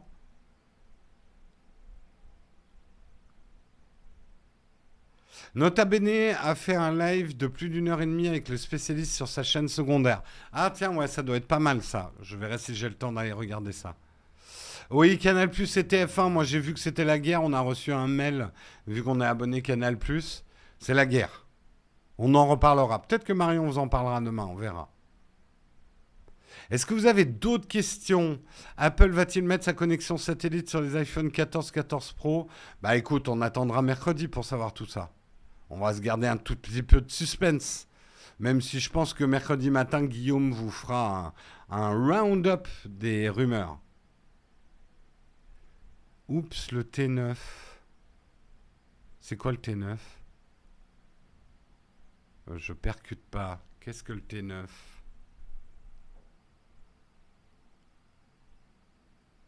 Eh, mais je suis pas sur la bonne caméra depuis tout à l'heure. Désolé.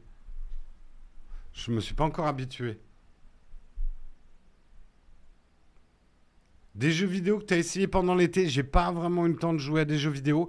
Si ce n'est, et j'essaierai de jeudi de faire. J'avoue que j'ai même joué un petit peu en Bretagne avec une mauvaise connexion sur mon Shadow. Mais il y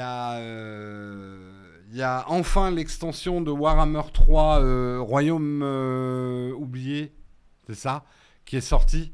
J'ai testé un peu, c'est super. C'est en bêta, mais c'est top. Donc on jouera probablement à ça vendredi.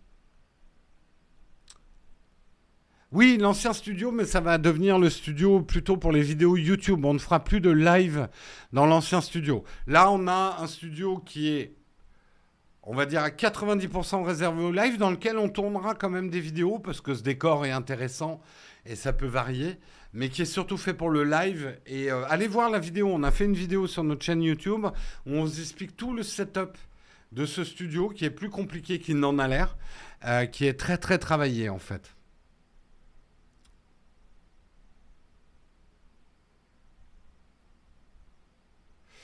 Canal a coupé les flux de TF1, oui, c'est une affaire de gros sous, tout ça. Mais bon, je trouve... Alors, un avis à brûle-pourpoint, je pense que TF1 fait de l'abus de position dominante, mais... Merci Baron Marutan, merci à toi.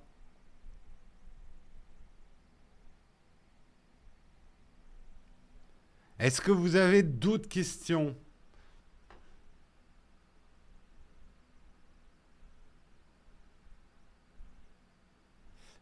Et où est passé iPadOS? On n'en parle plus. J'ai fait une vidéo dessus pendant mes vacances. Enfin, elle est sortie pendant mes vacances sur iPadOS, la mort de l'iPad. Merci d'ailleurs, nos 3 dernières vidéos ont très très bien marché.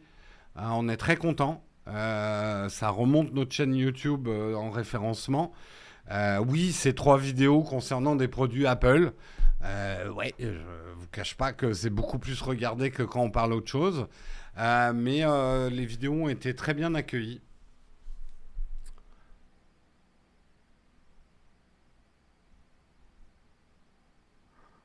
Bah, c'est des vidéos effectivement, alors elles sont sorties effectivement à des dates assez proches. C'est des vidéos qu'on avait tournées avant de partir en vacances, Guillaume et moi, et qui sont sorties pendant nos vacances. La review contributeur, bah merci les contributeurs, vous voyez effectivement les vidéos en avance. Sachez, certains contributeurs sont peut-être pas au courant, mais quand vous contribuez et vous avez accès sur le Discord réservé aux contributeurs, vous avez nos vidéos en avance. Et en plus, vous pouvez vous permettre de faire des petites corrections de montage. Si vous trouvez une pétouille, votre récompense, c'est qu'on la corrige. C'est ce qu'on appelle le test qualité chez nous. Et c'est les contributeurs qui voient les vidéos en avant-première. Netflix avec pub pour le 1er novembre. On en reparlera, hein, probablement. On en reparlera. Allez, je vais prendre les dernières questions. Ça serait bien, effectivement, comme dit Samuel, qu'on termine à 9h40. Qu'on parte pas trop dans les shows. Comment on fait pour être contributeur? Faut facilement... Non, si tu subs sur Twitch, tu es contributeur aussi. Hein. Il faut juste penser à relier ton Discord avec ton compte Twitch pour que tu sois reconnu comme contributeur. Mais on va dire les 3 contributions possibles, c'est sub ou prime sur Twitch, Patreon ou YouTube Member. Il y a du matériel qui va arriver dans le vide-grenier. Oui, tout à fait. N'oubliez pas d'ailleurs que vous pouvez, si vous avez pris un sub pour suivre le Seigneur des Anneaux, les Anneaux de Pouvoir, si vous avez pris un Prime, vous pouvez utiliser votre Prime pour soutenir la chaîne. Hein, n'oubliez pas.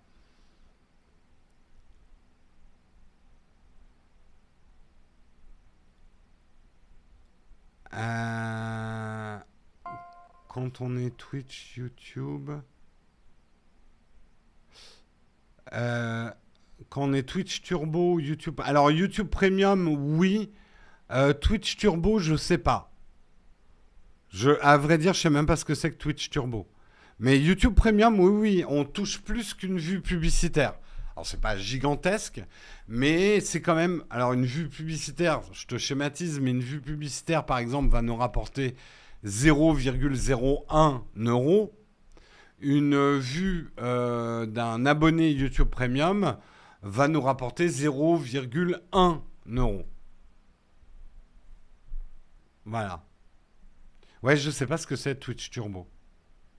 Bon, sur ce, hein, on a toute l'année pour que vous me posiez des questions.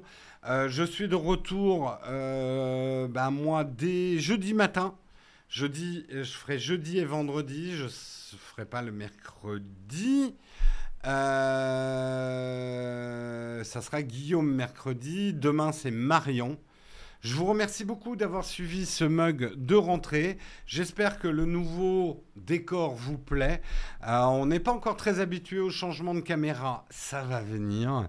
On va voir si on l'utilisera autant que j'ai essayé de le faire, parce que parfois on l'oublie, etc. Un grand plaisir de vous retrouver tous. On espère que la communauté va grandir aussi cette année sur Twitch, que vous serez de plus en plus à regarder cette émission du matin. On va bien sûr raider quelqu'un, mais alors, ils sont où les raids maintenant? Ah tiens, je vais le faire là, le raid. Je vais le faire là. Alors, gestionnaire de stream, qui qu'on va raider?